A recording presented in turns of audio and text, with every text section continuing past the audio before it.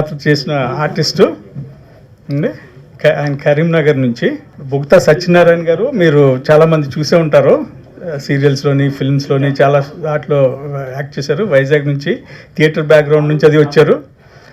చాలా అనుభవం ఉన్న ఆర్టిస్టు, చాలా ఎక్సలెంట్ పర్ఫార్మెన్స్ కూడా ఇచ్చారు.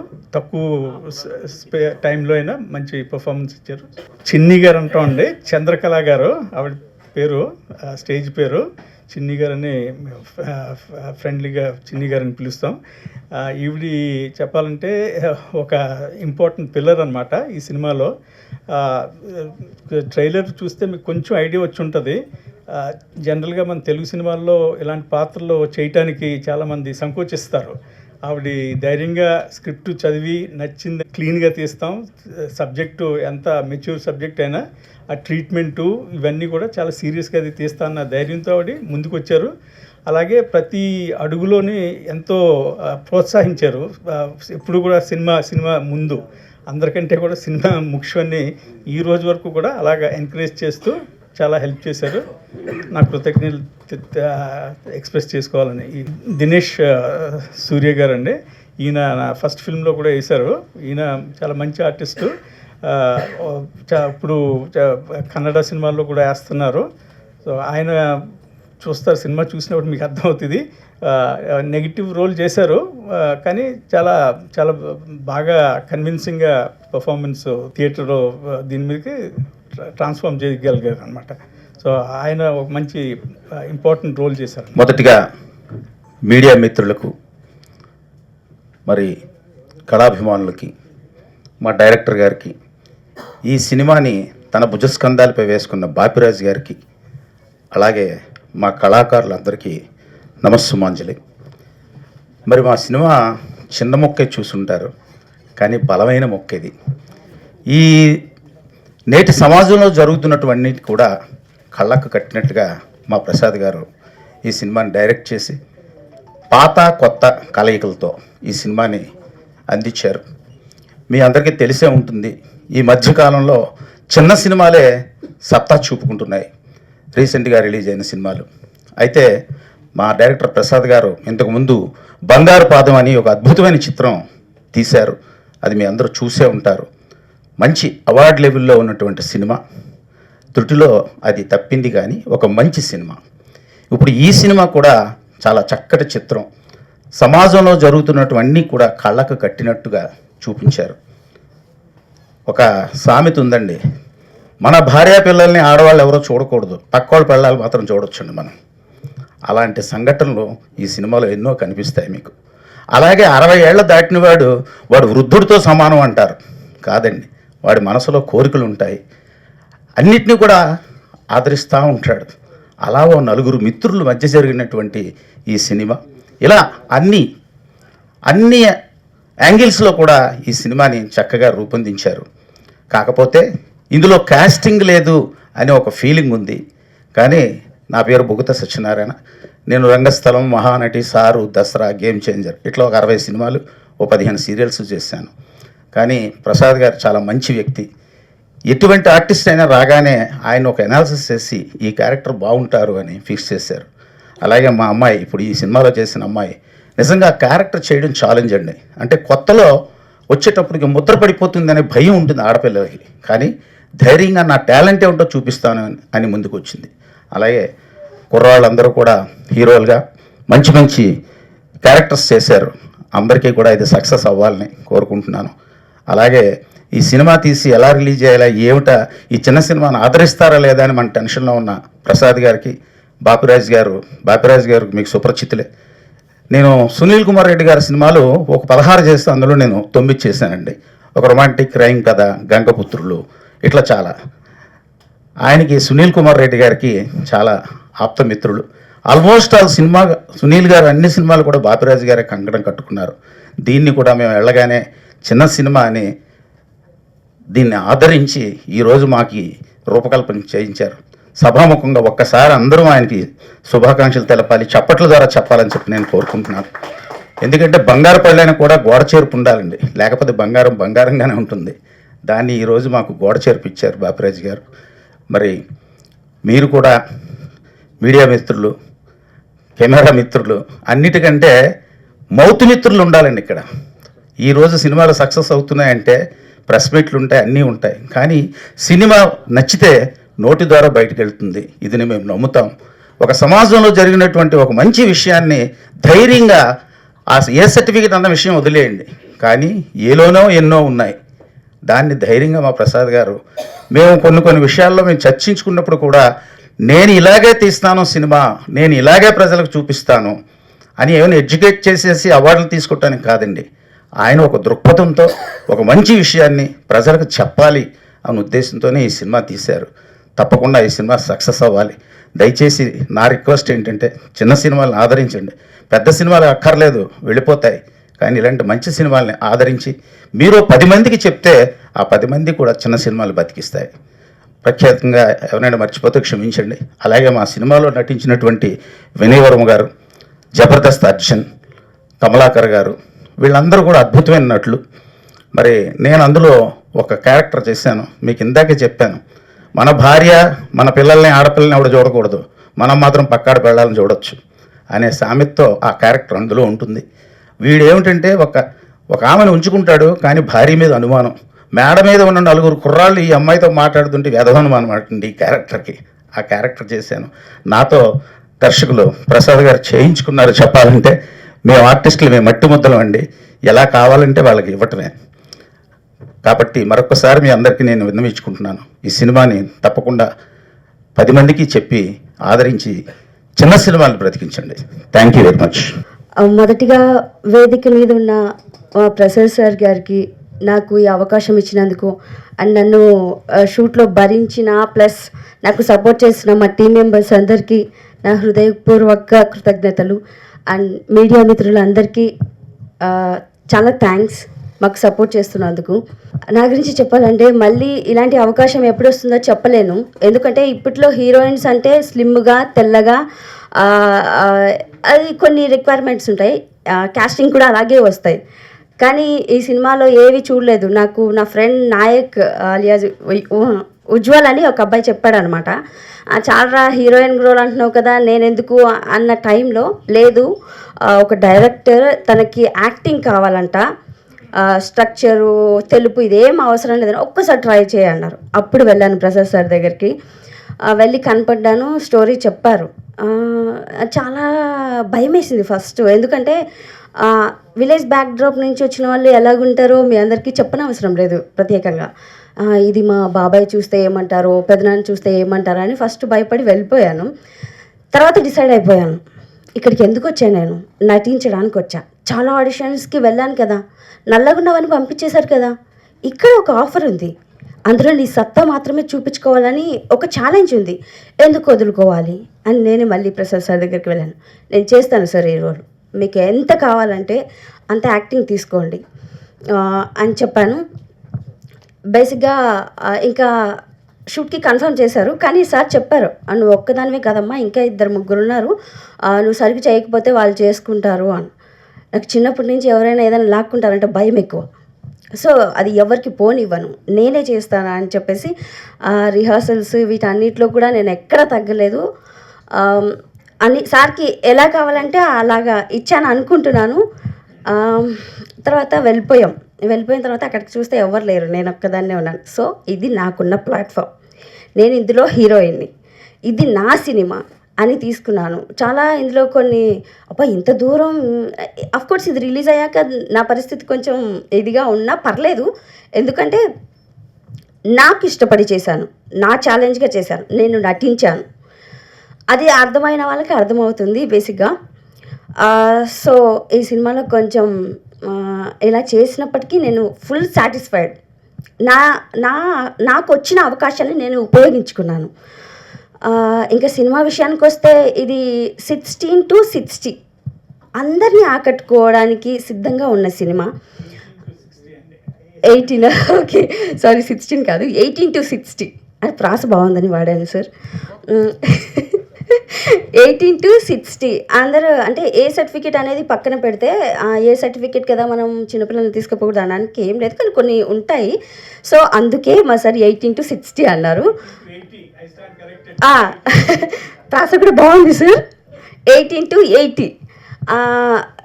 వీళ్ళందరూ ఏంటంటే అబ్బాయిలు అనేది ఇందాక టీజర్ చూసేటప్పుడు కూడా నేను చాలామందిని గమనించాను. కొన్ని సీన్స్ రాగానే బాబోయ్ మామూలుగా లేదు, ఆ మిగతా సీన్స్కి ఏమో కామ్గా ఉన్నారు. అంటే మీకు కావాల్సింది అదే, అఫ్కోర్స్ అందుకే ఇప్పుడు ఇలాగే వస్తున్నాయి. సో 18 to 80 ఎవరికైనా కనెక్ట్ అయ్యే సినిమా. అండ్ 40+ వాళ్ళకైతే ఫుల్ కనెక్ట్ అవుతుంది. సో చిన్న సినిమా, మీరు చాలా సినిమాలకు వెళ్ళినప్పుడు కొంతమంది ప్రిపేర్ అయ్యి వెళ్ళరు, ఏ సినిమా ఉంటే దానికి వెళ్దాంలే అంటారు. అక్కడ మా సినిమా ఉంటే మాత్రం తప్పకుండా వెళ్ళండి. చిన్న సినిమాల్ని ఆదరించి హిట్ చేస్తారని కోరుకుంటున్నాను. Thank you so much. వేదిక ముందున్న డైరెక్టర్ ప్రసాద్ గారికి, మా డిఓపి శంకర్ గారికి అండ్ నా కో ఆర్టిస్టులకి అందరికీ నమస్కారం. నా పేరు దినేష్ పులిపాటి అండి. నాకు ఇది ప్రసాద్ గారితో సెకండ్ సినిమా. ఆయన ప్రీవియస్ చేసిన బంగారపాదం సినిమాలో కూడా ఒక మెయిన్ రోల్ ఇచ్చి నాకెంతో గౌరవం ఇచ్చారు. ప్రసాద్ గారి గురించి చెప్పాలంటే నిజంగా ఆయనకి సినిమా తప్పితే వేరే ఆలోచన అనేది ఉండదండి. చాలా కమిటెడ్ అనమాట. ఒక సినిమా స్టార్ట్ చేశారంటే దాన్ని ఎండ్ చేసేంత వరకు అదే ఇంటెన్సిటీతో ఉంటారు.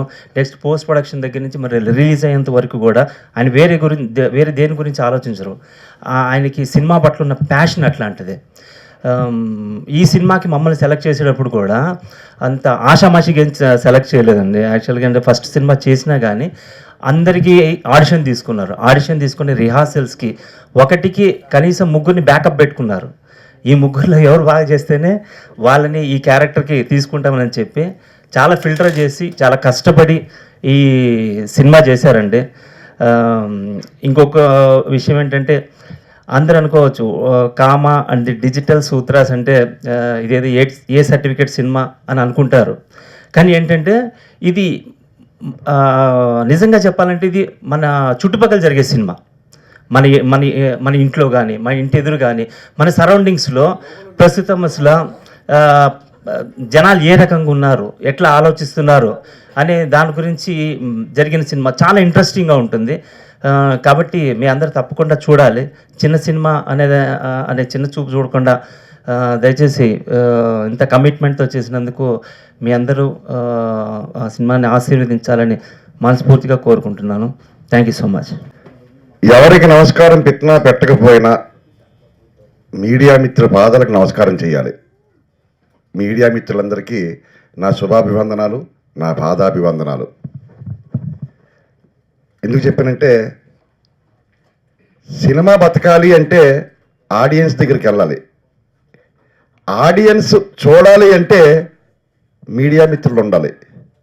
మీడియా మిత్రులు లేకపోతే సినిమా ఆడియన్స్ దగ్గరికి వెళ్ళదు. సినిమా ఆడియన్స్ దగ్గరికి వెళ్ళకపోతే ఆడియన్స్ చూడరు. ఆడియన్స్ చూడకపోతే సినిమా ఫెయిల్ అవుతుంది. సినిమా ఫెయిల్ అయింది అని అంటే ప్రొడ్యూసర్ ఇంకో సినిమా తీయడు. ప్రొడ్యూసర్ ఇంకో సినిమా తీయకపోతే నాలాంటి ఆర్టిస్టులు అందరూ కూడా రోడ్డు పడతాం. నాలాంటి ఆర్టిస్టులే కాదు, ఈ సినిమాని నమ్ముకున్న 24 క్రాఫ్ట్లు, కనీసం ఒక 100 మంది జీవితాలు బాగుపడతాయి. మనం ఎన్నో ఖర్చు పెడుతూ ఉంటాం, ఎన్నో చేస్తుంటాం. ప్రతిరోజు కూడా ఓ సిగరెట్ కాలుస్తాం, ఓ టీ తాగుతాం, మందు తాగుతాం, అన్ని తాగుతాం. కానీ ప్రతి వారం మీ అందరూ కూడా చిన్న సినిమాలను కాకుండా, పెద్ద సినిమాలను కాకుండా ప్రతి సినిమాని ప్రోత్సహిస్తారు, ప్రతి సినిమాని చూస్తారు. అలాగే దయచేసి చిన్న సినిమాలను చూడండి, చిన్న సినిమాలను ఆదరించండి. చిన్న సినిమాలను ఆదరించి చిన్న సినిమాలను కనుక చూసినట్టుగైతే ఆ ప్రొడ్యూసర్కి పెట్టిన డబ్బులు వచ్చినా ఇంకో సినిమా తీస్తాడు. ఇంకో సినిమా తీస్తే 100 మంది కుటుంబాలు బాగుంటాయి. అంటే మీరు కొన్న టికెట్ ఒక్క దాంతో కొన్ని 100 కుటుంబాలు భోజనం చేస్తాయి. కాబట్టి నేను పబ్లిక్ చెప్పే విషయం ఇదొక్కటే. మీడియా మిత్రులు కూడా ఈ సినిమాని పబ్లిక్లోకి తీసుకెళ్ళాలని చెప్పి మనస్ఫూర్తిగా కోరుకుంటున్నాను. ఇంకా సినిమా విషయానికి వస్తే మా ప్రసాద్ గారు ఎంత కష్టపడారో నాకు తెలుసు. ఇక్కడే మణికొండలోని ఆడిషన్స్ పెట్టారు. ఎవరో మా ఫ్రెండ్ చెప్పారు, ప్రసాద్ గారు సినిమా తీస్తున్నారు, ఒక్కసారి మీరు వెళ్ళి కలవండి సార్ అన్నారు. నేను అప్పుడు షూటింగ్ చేసుకుంటూ సాయంకాలం ఆయన దగ్గరికి వెళ్తే ఆయన ఒక సీన్ ఇచ్చారు. ఈ సీన్ ఒకసారి చదవండి జోగారావు గారు అన్నారు. నేను చదివాను ఆ సీన్ని. ఓన్ చేసుకోండి సార్ అన్నారు. ఓన్ చేసుకున్నా. ఒక్కసారి డైలాగ్ చెప్పండి సార్ అన్నారు. డైలాగ్ చెప్పా. ఈ సీన్ మీరు తప్ప ఇంకెవరు చేయరు సార్ అన్నారు. ఈ సినిమాలో క్యారెక్టర్ మీరే చేస్తారు సార్ అని చెప్పి నాకు భరోసా ఇచ్చారు ఆయన. నేను ఇప్పటిదాకా 20 సినిమాల దాకా చేశా. ఈ నెలలోనే, ఈ సంవత్సరంలోనే నా ఈ సినిమాతో కలిపి 5 సినిమాలు రిలీజ్ అయ్యి, ఒక 4 వెబ్ సిరీస్లు రిలీజ్ అయ్యి, ఇప్పుడు కూడా షూటింగ్ నుంచి వస్తున్నా. బాబు మోహన్ గారి కాంబినేషన్, రవిజయ్ గారి కాంబినేషన్లో చేసుకుని వస్తున్నా. డాకు మహారాజ్ సంక్రాంతికి ఫస్ట్ బాలకృష్ణ గారి ఎలివేషన్ సీను, ఆ తర్వాత మజాకా, మొన్న the great pre wedding show father character చేశా, మంచి నేమ్ వచ్చింది. అలాగే మొన్న 20 తారీఖున ఖైదు సినిమా రిలీజ్ అయింది. అలాగే రేపు 12వ తారీఖుని మా సినిమా రిలీజ్ అవుతుంది, కామాద డిజిటల్ సూత్రాస్. ఆ సినిమాని మీరు అందరూ ఆశీర్వదించి మమ్మల్ని కూడా మీలో కలుపుకుంటారని చెప్పి మనస్ఫూర్తిగా కోరుకుంటున్నాను. అలాగే NH ప్రసాద్ గారు చెప్పిన ఈ క్యారెక్టర్ మీరే చేస్తారని చాలా సంతోషించాను. ఆయన షూటింగ్ డేట్లు చెప్పారు, పలానా అని వెళ్ళాం. చక్కగా నిజంగా ఎంతోమంది డైరెక్టర్ని చూసిన తప్ప కానీ ప్రసాద్ గారి టేస్ట్, ప్రసాద్ గారి ఆలోచన, దానికి సహకరించిన డిఓపి గారు, మా డిఓపి గారు చక్కగా చిత్రీకరించారు. ఇదే చెయ్యాలి అనేవారు ఆయన. ప్రసాద్ గారు ఇలాగే నాకు కావాలి, ఇలాగే చేయాలని చెప్పేవారు, అలాగే చేసేవాళ్ళం. అది వచ్చిందాకా అది ఎన్ని టేకులైనా ఆయన తీసుకునేవారు. ఆయనకు మనసులోకి ఏమొస్తే అది మాత్రమే ఆయనకు కావాలి, పక్కన ఏదైపోయి నాకు అవసరం. ఆయనకు కావాల్సింది ఆయనకు కావాలంతే. అది 10 టేకులు కావచ్చు, 20. ఒకే ఒక సీన్ గురించి చెప్పాల్సిన పరిస్థితి మీకు ఏర్పడుతుంది. నాకు నా వైఫ్కి సీను, నేను తాగేసి ఇంటికి వస్తాను, చిన్న రూము, ఆ రూములో అంటే ఇక్కడ ఆ క్యారెక్టర్ గురించి రివీల్ చేయట్లా, కానీ అమ్మాయి, నా కూతురు, నా భార్య, నేను. ఆ సీన్లోని ట్రైలర్ చూసారా? మా ముగ్గురికి కొట్లాట, నా భార్యకి, నాకు, నా కూతురికి ముగ్గురికి కొట్లాట విషయం ఉంది అక్కడ. చిన్న రూము, డిఓపి ఎంత కష్టపడ్డాడో నాకు తెలుసు, సినిమా కోసం ఎంత కష్టపడ్డాడో నాకు తెలుసు. డైరెక్టర్ గారు ఇదే రూమ్ ఇక్కడే చేయాలి, కెమెరా తిరగదు, ఒకటే షాట్ పెట్టి అక్కడ చేశారండి ఆ సీన్ని. నాకు తెలిసి నా జీవితంలో అన్ని టేకులు ఎప్పుడు చేయలేదు, అది నా తప్పు కాదనుకుంటుంది, వేరే సంగతి.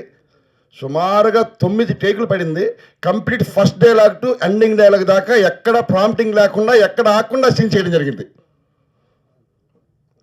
అప్పుడు నేను చాలా ఇబ్బందులు కూడా పడ్డా. నా వైఫ్ నాకు గోర్లతో బక్రీయడం, ఇవన్నీ కూడా చాలా ఇబ్బందులు పడ్డా. ఆమె నిజంగా జీవించింది నటనలోనే, ఆమె నటించట్లా జీవిస్తుంది ఆమె.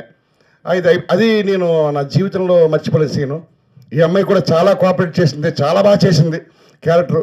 ఆ అమ్మాయికి నేను ఆ సైకిల్ మీద తిరుగుతున్నప్పుడు, వెళ్ళిపోతున్నప్పుడు, వస్తున్నప్పుడు కూడా ఈ అమ్మాయిని కూడా మీరు అందరూ ఆశీర్వదించండి. అలాగే ఈ కుర్రడు కూడా చాలా బ్రహ్మాండంగా చేశాడు, మనవాడు శ్రీకాంత్, అందులో విలన్ క్యారెక్టర్ ఆయన కూడా బ్రహ్మాండంగా చేశాడు. నిజంగా ఇలాంటి చిన్న సినిమాలు పైకి రావడం కష్టం, ఇది వాస్తవం, అది మీకు కూడా తెలుసు, నాకు కూడా తెలుసు. కానీ ఈ సినిమాలు పైకి వస్తే బాగుంటుందని నా ఉద్దేశం. కాబట్టి మా ఈ చిన్న సినిమాని మీరు ప్రేక్షకులు తీసుకెళ్ళి, ప్రేక్షకులు ఆదరించి, మా ప్రొడ్యూసర్ గారికి పెట్టిన డబ్బులు వచ్చి దాంతో ఇంకా సినిమా తీసి మమ్మల్ని అందరినీ కూడా ముందుకు తేవాలని మనస్ఫూర్తిగా మీ అందరికీ కోరుకుంటూ, ప్రేమతో మీ Jogarao. Thank you very much. ఇక్కడ చాలా తక్కువ మంది ఉన్నా సరే ఎంతో కాన్ఫిడెంట్గా మా టీం చాలా బాగా మాట్లాడుతూ ఉంది. అది ఎందుకు మాట్లాడుతూ ఉంది అనేది నాకు అర్థమవుతోంది. చాలా అంటే చాలా తక్కువ మంది. కొన్ని సినిమాలకి ఎంతమంది వస్తారంటే ఎక్స్పెక్ట్ చేయలేం. థియేటర్స్ అంటే తీసుకున్న ప్లేస్లు కూడా చాలా టైట్గా ఉంటాయి అన్నమాట, బయటకి చాలామంది వెయిట్ చేస్తూ ఉంటారు. అటువంటిది ఎంత నమ్మకంగా ఈ సినిమాని చేయడానికి నిర్మాత, దర్శకుడు, రచయిత, చిన్నప్పటి నుంచి తను ఎన్ని కళలు కలనాడో నాకు తెలీదు. బట్ ఫస్ట్ టైం చాలామంది డైరెక్టర్ దగ్గరికి వెళ్ళి ఆఫర్ల కోసం అడుగుతుంటాం, సినిమాటోగ్రాఫర్ నాకు ఒక అవకాశం ఇవ్వండి, ట్రై చేస్తున్నాం సార్, నేను కూడా ఈ విధంగా జేఎన్టీలో చదువుకున్నామని అడుగుతుంటాం. రెఫర్ చేశారు, పలానా చోట ఒక డైరెక్టర్ ఉన్నారండి, పూనాలో చదువుకున్నారు, ఆయన FTI కంప్లీట్ అయింది అనేసరికి నాకేమనిపించిందంటే, యంగ్ ఏమో, అరే భలే జాక్పట్ తగిలింది అని. సినిమాటోగ్రాఫర్కి ఏముంటుంది, ఇండియాలోనే టాప్ మోస్ట్ ఇన్స్టిట్యూట్ పూనా, అక్కడ ఫిలిం కోర్స్ చేయడం డైరెక్షన్లో. సరే సినిమాటోగ్రాఫర్కి కావాల్సింది కూడా అటువంటి బాగా నిష్ణాతం ఉన్నటువంటి వ్యక్తులే కావాలి. సరే నేను ట్రై వెళ్ళి వెయిట్ చేసాం. ఎంతసేపటికి అక్కడ ఎవరు కనిపించటంలే నాకు, ఎంటీ హాల్ అంతా. ఇంట్లో ఒక పెద్ద ఆయన వచ్చి వాటర్ తాగుతారా అన్నారు. వాటర్ కదా సార్, ఇక్కడ డైరెక్టర్ అంట, నేను చాలా ఆఫీసులు తిరుగుతుంటాము సినిమాటోగ్రాఫర్ ఆఫర్ల కోసం అటు ఇటుగా. సో ఆ డైరెక్టర్ కోసం వచ్చాను, నాకు దాహంగా ఉంది, బట్ డైరెక్టర్ని కలిసిన తర్వాత నేను మళ్ళీ వాటర్ అవుతానండి అన్న. ఆయన డైరెక్టర్ నేనే అని తను చెప్పాడు. నాకేం అర్థం కాలేదు, ఈ ఏజ్లో డైరెక్షన్ చేస్తారా, లేకపోతే పరిస్థితుల ప్రభావమా, లేకపోతే ఏదో తీరని కోరికలా అని నాకు డౌట్ వచ్చింది. సరే, ఆఫర్ రావడం అనేది ఇంపార్టెంట్. సరే, నేను ఒక 2-3 మినిట్స్ ఏం మాట్లాడాల, ఆయన ఏదో మాట్లాడుతున్నాడు, గమనిస్తున్నాను నేను. ఏదో తనకున్న కోరికలన్నీ చెప్తున్నాడు. బట్ ఆ కోరికలన్నీ ఎలా ఉన్నాయంటే, చిన్నపిల్లలు ఉంటారు కదా, ఇంకంతే, చిన్నపిల్లలు చెప్పింది వినాలంతే. మనం క్వశ్చన్ చేస్తే ఎలా ఉంటుందంటే, వాళ్ళు అల్లరి చేస్తారు. ఎంత అల్లరి చేస్తారంటే ఇంకా మనం దానికి ఆన్సర్ కూడా చేయలేం. అంటే వాళ్ళు అలిగితే ఎంత ప్రమాదమో అన్న విషయం మీ అందరికి తెలిసే ఉంటుంది. సో అటువంటి సిచ్యువేషన్లో నేను అతనితో ట్రావెల్ అవ్వడం మొదలైంది. ఎంత దూరం మొదలైందంటే, చివరికి తల్లిదండ్రుల తర్వాత గురువుల తర్వాత పనే దైవంగా పూజించేటువంటి మన భారతదేశంలో నాకు మా తల్లిదండ్రులు నేర్పించింది ఏంటంటే, పని ఎవరైతే ఇస్తారో వాళ్ళని ఎంతో గౌరవించాలి. ఎంత గౌరవించాలంటే, గౌరవం అంటే దాని అర్థం ఏదో మాట బయటకు వచ్చింది కానీ చెప్పడం కాదు, మనస్ఫూర్తిగా త్రికరణ శుద్ధిగా మనం మాట్లాడి వాళ్ళకి ఏం కోరుకున్నారో చేయగలగాలి. అది నేను చేశానని నేను అనుకుంటున్నా. బట్ ఈ సినిమా, ఈ కథ చెప్పే విధానము, మరి ఆయనకి చిన్నప్పటి నుంచి ఆ పొయిటిక్ సెన్స్ ఉండడమో, లేకపోతే ఏదో రకరకాలైనటువంటి ఆలోచనలు ఉన్నాయి. మనం ఒక చిన్న పేపర్ తీసుకొని, మనకి డ్రాయింగ్ రాకపోయినా సరే డ్రాయింగ్ ట్రై చేస్తాం, ఇలా వేద్దామా అలా వేద్దామని. ఫైనల్గా ఒక అవుట్పుట్ వస్తుంది, దాన్ని చూసి మనం సంతోషపడతాం. దాన్ని మన తల్లిదండ్రులకు చూపించామనుకో, చాలా అద్భుతంగా ఉందని అంటారు. ఇక్కడ తల్లిదండ్రులు అనే మాట నేను ఎందుకు సంబోధిస్తున్నానంటే, ఆడియన్స్ ఇది ఏదో ఫ్రీగా చేసింది కాదు. తన డబ్బు, తన యొక్క టైం, తను ఆ వయసులో ఇంత డబ్బు ఖర్చు పెట్టి ఒక సినిమా కోసం చేయడం అనేది నాకు తెలిసినంత వరకు కొద్దిగా ఇబ్బందికరమైన విషయం. నేనైతే చేయలేను ఆ వయసులో, ఏది అంత డే స్టెప్ అయితే నేను తీసుకోలేను. బట్ ఆయన తీసుకున్నాడు. నేను అందులోనే ఏం కోరుకుంటున్నానంటే, తను ఏదైతే ఖర్చు పెట్టాడో, తను ఏదైతే సంతోషం కోసం ఏదైతే చేశాడో, అది ఖచ్చితంగా తిరిగి వస్తుందనేది నేను ఈ నేచర్ని కోరుకుంటున్నాను. అలానే మీడియా మిత్రులు కూడా నేను కోరుకుంటున్నాను. ఈ ఆడియన్స్ని కూడా చెప్పాలి అన్న ఉద్దేశంలో నేను చెప్తున్నాను. ఒక టెక్నీషియన్ అంటారు, కానీ ఒక డైరెక్టర్తో ట్రావెల్ అయ్యేటప్పుడు ఆ సినిమా పూర్తి అయ్యేసరికి ఎంతో బాధలు ఉంటాయనేది సినిమా ప్రపంచంలో ప్రతి టెక్నీషియన్కి తెలుసు. ఆ ఉద్దేశంతోనే నేను రిక్వెస్ట్ చేస్తున్నాను. ఖచ్చితంగా తను హ్యాపీగా ఉండే విధంగా మంచి రిజల్ట్స్ రావాలనేది నేను మనస్ఫూర్తిగా కోరుకుంటాను అన్నట్టు. కొలీగ్ చెప్పినట్టుగా నేను పూనా ఫిల్మ్ ఇన్స్టిట్యూట్లో డైరెక్షన్ చేశాను ఎన్నో సంవత్సరాల ముందు. దాని తర్వాత చాలా లాంగ్ గ్యాప్ వచ్చింది కొన్ని పర్సనల్ రీజన్స్ వల్ల. ఎన్నో సంవత్సరాల తర్వాత రంగంలోకి దిగి పెద్ద వయసులోనే మా బంగారు పాదం అన్నది సినిమా టేకప్ చేసి విజయవంతంగా రిలీజ్ వరకు కూడా చేసాం. దురదృష్టంగా అది పబ్లిసిటీకి అది కొన్ని మా లిమిటేషన్స్, చిన్న ప్రొడ్యూసర్స్కి ఉన్న లిమిటేషన్స్ గురించి మేము దాన్ని ప్రమోట్ చేయలేకపోయాం. అదే సమస్య 10 సంవత్సరాల తర్వాత ఇప్పుడు కూడా నేను ఫేస్ చేసే సిచ్యువేషన్ వచ్చింది. కానీ పరిస్థితి తెలుగు ఇండస్ట్రీలో, తెలుగు ఫిల్మ్ వరల్డ్లో మారుతుందేమో అన్న ఒక ఆశ, అది ఏది ఎలాగున్నా కూడా నాలాంటి వ్యక్తి ఎన్నో సంవత్సరాల తర్వాత ఒక సినిమా తీయాలి అనే కోరిక, ఆ పట్టుదల, ఆ ధైర్యం, ఇవన్నీ ఈ వయసులో ఉండటం అన్నది చాలామంది నమ్మరు. కానీ అది నేను ధైర్యం చేసి నాకు ఎలా తీయాలనుకున్నానో అలాగే కాంప్రమైజ్ అవ్వకుండా ఆ చిన్న బడ్జెట్లో ఎంత క్వాలిటీ సినిమా ఇవ్వాలన్నదే నా తపన. అది దేవుడి దయ వల్ల ఆడియన్స్ అందుకుంటే నాకు అది పరమానందం, సంతోషం. ఒకవేళ అంత అనుకున్నట్టుగా సబ్జెక్టు ఇది వేరే కారణాల వల్ల అనుకున్నంత లెవెల్లో బాక్స్ ఆఫీస్ దగ్గర రిజల్ట్స్ రాకపోయినా కూడా ఎవరో కూడా క్వాలిటీ ఇక్కడ కాంప్రమైజ్ అయ్యాము, చిన్న సినిమా అని మా కొలీగ్స్ అందరూ కూడా చిన్న సినిమా అని చాలాసార్లు అన్నారు. నాకు చిన్న సినిమా పెద్ద సినిమా కాదు, మంచి సినిమా చెడు సినిమా అంటే అన్ఇంట్రెస్టింగ్ సినిమా అన్నదే నాకు అది ముఖ్యం. నేను ధైర్యంగా చెప్పగలను, ఇది తెలుగు సినిమాల్లోనే కాదు చాలా భాషల్లో పోల్చినా కూడా మంచి సినిమాల్లో ఒకటి నేను ఖచ్చితంగా తీశాను, సాధించాను అన్న ఆ కాన్ఫిడెన్స్ నాకైతే ఉంది. అదే నా స్ట్రెంగ్త్. అది ఇంకోటి ఏంటంటే అండి, ఇక్కడ సబ్జెక్టు థీము కొంచెం అడల్ట్ సబ్జెక్ట్ తీసుకున్నాను.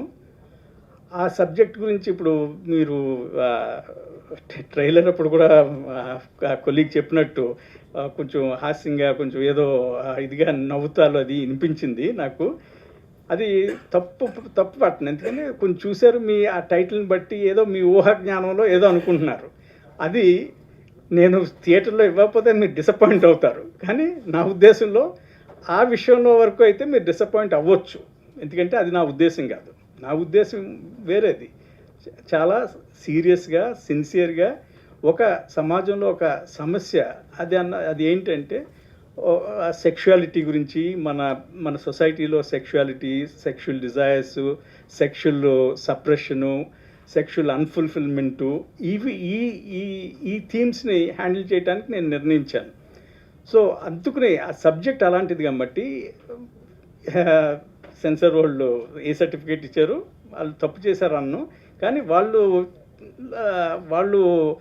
వాళ్ళకున్న రిస్ట్రిక్షన్స్ చాలా ఇబ్బందికరమైన కొన్ని డైరెక్టర్లకి విషన్కి వ్యతిరేకంగా కూడా పనిచేస్తాయి. అనవసరమైన సీన్స్ కట్ చేస్తాం, అనవసరమైన డైలాగులు మ్యూట్ చేయమంటాం, ఇవన్నీ కూడా చిన్న సినిమాలకి ఒక వేరే ట్రీట్మెంట్ ఇస్తారేమో అని అప్పుడప్పుడు అనిపిస్తుంటుంది నాకు.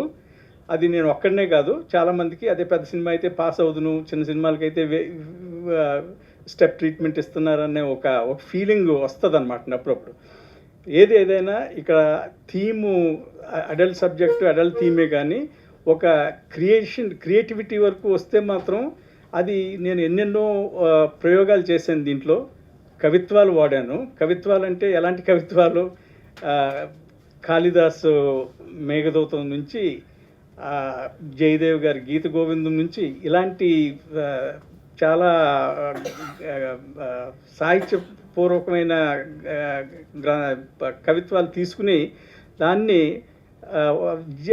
వాటికి జీవనం పోయటానికి ప్రయత్నించాను. అది ఏం చేతంటే Kama and the digital Sutras title ఇంగ్లీష్లో ఎందుకు పెట్టాను అని మీరు ఇందాక అడగొచ్చేమో అని నేను అన్నాను. ఆ టైటిల్ అది ఇంగ్లీష్లోనే నాకు కరెక్ట్ అనిపించింది, తెలుగు అనువాదం వద్దులోకి కొంచెం డైల్యూషన్ వచ్చేస్తుంది అనమాట. ఆ కామ అన్నది ఎందుకు పెట్టానంటే, ఆ రోజులు కామసూత్ర రోజులు, ఆ రెఫరెన్సెస్ అవి కూడా సినిమాలో ఉంటాయి. కామసూత్ర రోజులు, ఖజురాహో శిల్పాలు, ఇవన్నీ కూడా దీంట్లో ఏదో రూపంగా నేను చిత్రీకరించాను. అదేవిధంగా ఇప్పుడు మోడర్న్ డేస్లో ఎలాంటి చేంజెస్ వస్తున్నాయి, ఒక క్యారెక్టర్ ఈ కామసూత్రాన్ని ఎలాగ అప్డేట్ చేయటానికి ప్రయత్నిస్తున్నాడో, ఏమేమి మార్పులు వచ్చినాయి, అప్పుడు మన సంఘం అలాంటి ఫ్రీ సొసైటీ కింద ఉండేదా అన్నది, కోనార్క్ కానీ, ఖజురాహో కానీ, కామసూత్ర కానీ, ఈ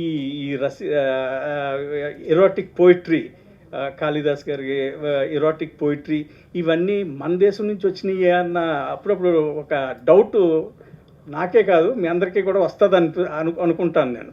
అందులో ఒక క్యారెక్టర్ కూడా దాంట్లో చెప్తాడనమాట, కాళిదాసు జయదేవు ఈ రోజుల్లో ఇలాంటి కవిత్వాలు ఉంటే రాయగలరా, రాస్తే ఆయన జైల్లో పాడేసేవారేమో అన్న ఆ డౌట్, ఆ సంకోచం నాకు మనందరికీ కూడా ఈ రోజుల్లో వస్తాయంటే నా నమ్మతగ్గ విషయం అనమాట.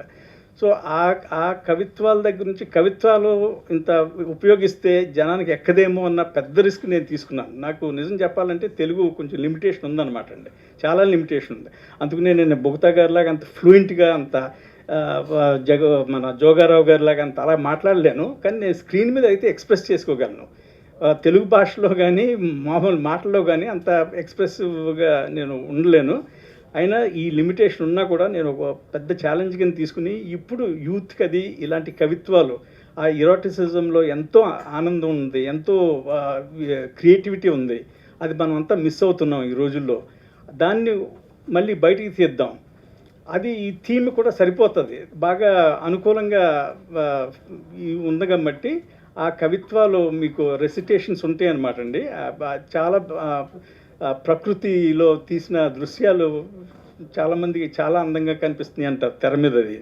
సో ఇవన్నీ ప్రయోగాలు అవి ఈ ఇంకా ఎన్నెన్నో ఇప్పుడు షార్ట్ టేకింగ్ కూడా నేను ఒక ఫిల్మ్ ఇన్స్టిట్యూటు అలాగే మా టీమ్మేట్స్ కూడా ఇప్పుడు మా డిఓపి గారు ఆయన ఫార్మల్గా చదివిన వాళ్ళు, అంటే ఫార్మల్గా చదివి చేస్తే అది గొప్ప అని నేను చెప్పను. కానీ ఏంటంటే ఒక ఫిల్మ్ చదివిన తర్వాత బెస్ట్ ఆఫ్ సినిమా ప్రపంచం సినిమాలన్నీ చూసిన తర్వాత కొన్ని మనకి కొన్ని ఇన్ఫ్లుయెన్సెస్ ఇండైరెక్ట్గా ఉంటాయి అన్నమాట అండి. అది ఈ సీన్ అయితే ఎలాగ చేయొచ్చు, క్రియేటివ్గా ఎలాగ అవుట్పుట్ తీసుకురావచ్చు అన్నది. అలాగే ఒక almost 7.5 minute single shot 360 degree ప్యాన్తో అది చేసాం. అది చాలామందికి బాగా నచ్చింది అంటున్నారు, కొంతమందికి నచ్చకపోవచ్చు. కానీ అటెంప్ట్స్ అయితే ఉన్నాయన్నమాట. అంటే క్రియేటివ్గా ప్రతి సీను, ప్రతి షాట్, ప్రతి క్యారెక్టర్ని కూడా ఎంత క్రియేటివ్గా మనం చూపించాలి. ప్రతిదీ కూడా షార్ట్ కట్స్ తీసుకోకూడదు. జనానికి ఈ రోజులో ఎలా నచ్చుతుంది, టక్ టక్ టక్ మన కటింగు, అది ఇది ఫాస్ట్ కటింగు, ఇది యాక్షను, అలాంటి ఏమి ఉండవు దీంట్లో. చూపించేదల్లా చాలా పోయిటిక్గా, చాలా ఆ సబ్జెక్ట్కి తగ్గ షాక్ ఎలిమెంట్స్ ఉన్నాయి, ఆ స్టోరీకి తగ్గట్టుగా షాక్ ఎలిమెంట్స్ ఉన్నాయి. కానీ ఎక్కడా కూడా ఎక్స్ప్లాయిటేటివ్గా మాత్రం నేను ఒక సీన్ కానీ ఒక షాట్ కానీ ఆడియన్స్ పాయింట్ ఆఫ్ వ్యూలో వాళ్ళకి నచ్చుతుంది, ఇలా ఎక్స్ప్లాయిట్ చేస్తే బాగుంటుంది ఆ క్యారెక్టర్ని కానీ ఆ డ్రామాని కానీ అన్నది ఆ ఉద్దేశం నా మైండ్లోకి ఎప్పుడు రాలేదు కూడా. ఈ సినిమాలో ఎక్కడైతే అది అప్రోప్రియేట్ అనిపించిందో అంతవరకే నేను వెళ్ళి ధైర్యంగా దాన్ని ఎంత క్రియేటివ్గా చేయాలన్నది చాలా ఛాలెంజింగ్గా, లైటింగ్ ఇవన్నీ చాలా ఉన్న రిసోర్సెస్లో డిఓపి గారు చాలా మంచి రిజల్ట్స్ ఇచ్చారు. నాకున్నది ఒక కెమెరా, 2-3 లైట్లు అంతే. ఇంక దాన్ని తప్పించి మనుషులు లేరు, ఏమీ లేరు. అలాంటిది మీరు ఆ play of light and shade చూసే ఉంటారు. ఆ రాకింగ్ చైర్ సీను, ఆ బ్రెస్ట్ ఇమేజ్ గోడ మీద, ఇవన్నీ చాలా డిమాండింగ్ అనమాట అండి. మా ఉన్న రిసోర్సెస్లో చాలా డిమాండింగ్, చాలా క్రియేటివ్. అవి నవ్వారు ఇక్కడ. అది నేను దాన్ని తప్పు పట్టను. కానీ ఆ సినిమాలో ఆ దృశ్యాలు చూసినప్పుడు అవి ఒక విధమైనటువంటి హైలైట్స్ అనమాట. సినిమా మొత్తానికి అవి హైలైట్స్ అయ్యే కాకుండా ఎన్నో అలాంటి పోయిటిక్గా తీసినవి చాలా ఉంటాయి అన్నమాట. సో అది అంటే మీరు చిన్న బిట్ చూసి ఏదో తప్పు ట్రాక్లో మీరు ఆలోచించి రేపు డిసప్పాయింట్ అవ్వకండి. కానీ సినిమా అయితే మిమ్మల్ని డిసప్పాయింట్ చేయదు. చాలా వరకు మీకు చాలా క్రియేటివ్గా సాటిస్ఫాక్షన్ ఇస్తుంది. చాలా unusual cinema, unusual theme, unusual treatment అన్నీ మీకు కొత్త రకం ఉంటాయి. అది వచ్చి మీరు సినిమా హాల్లో చూస్తే మీరే దాన్ని చూసి ఆనందిస్తారని ధైర్యంతో మీ అందరికీ చాలా థ్యాంక్స్ చెప్తున్నాను. అలాగే బాపిరాజు గారు నాకు ఈ చిన్న సినిమా పెద్ద సినిమా అని కాకుండా ఆయన సినిమాని ముందుకు తీసుకెళ్ళాలి, నేను చేయవలసింది తప్పనిసరిగా మీకు హెల్ప్ చేస్తాను అన్న ఆ తపంతో ఆయన ముందుకు తీసుకెళ్తున్నారు. అందుకే ఈ సినిమా నాకు విజయం అంటే ఆడియన్స్ లైకింగ్ అన్నది ఆ విషయంలో అయితే ఇది బాగా నచ్చుతుంది అన్నది నాకు ధైర్యం అయితే ఉందండి. Thank you. చిన్న సినిమా పెద్ద సినిమా అని మా దర్శకుడు రైటర్ ఆయన అన్నారు. చిన్న సినిమా మంది అంటున్నారు, పెద్ద సినిమా మంది. నాకు తెలిసి ఈ ప్రపంచంలో చిన్న సినిమా పెద్ద సినిమా అన్నది ఏమీ లేదు, అన్నీ ఒకటే సినిమాలు. చిన్న సినిమా అంటే తక్కువ బడ్జెట్లో పెట్టి చిన్నగా ఇలా చేసుకున్నది.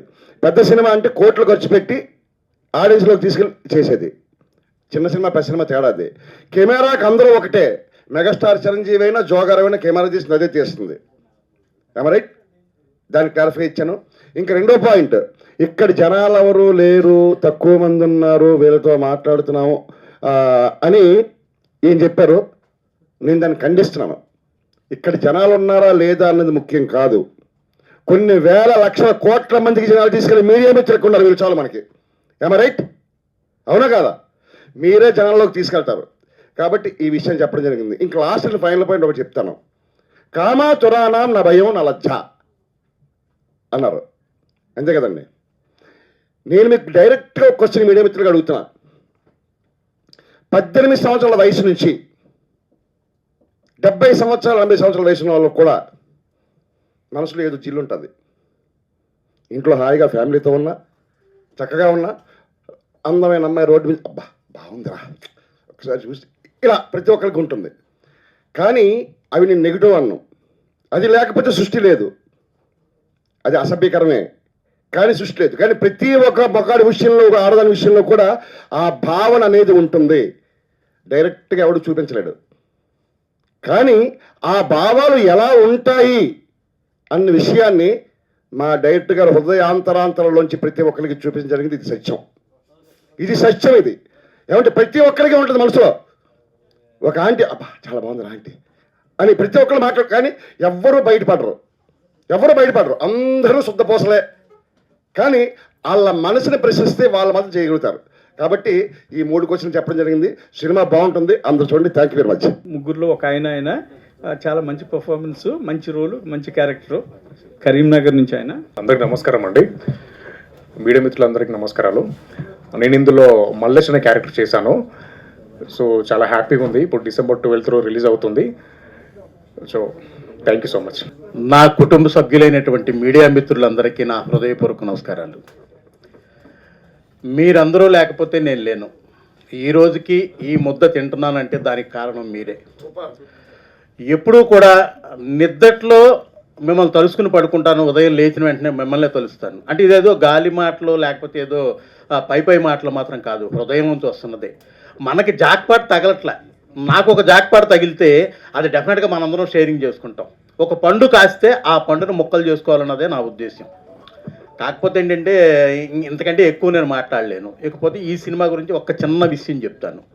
ఆ ఏజ్లో డైరెక్టర్ గారు ఎంతో కష్టపడి ఆయనకున్న తక్కువ విత్తనాల్లో అద్భుతంగా ఈ సినిమాని చిత్రీకరించారు. ఈ సినిమాని నేను చూసి నాకు సినిమా బాగా నచ్చే ఈ సినిమా చేయడం జరుగుతుంది. ఇప్పుడు అభయ కేసులో మనం వాళ్ళని చంపేయాలి, రెక్కేయాలి, పొడిసేయాలి, చంపేశారు. లేకపోతే ఎక్కడో తాతారావో లేకపోతే ఇంకొకడెవడో ఈస్ట్ గోదావరిలో. అసలు ఇంట్లో ఉంటున్న వాళ్ళని మనం ఏం చేయగలుగుతున్నాం? ఈదులో ఉన్నవాడిని మనం పట్టుకోగలుగుతున్నాం, వాడిని చంపేయడానికి మనం గట్టిగా అరుపులు అరుస్తూ కేకలేస్తూ వాడిని పట్టిస్తున్నాం. కానీ ఇంట్లో ఉన్న ఈ విద్రోహులను మనం ఏం చేయగలుగుతున్నాం? ముందు అసలు వీళ్ళని కదా, ఒక మామ, ఒక బాబాయ్, ఒక నాన్న, ఏంటి ఈ సమాజం?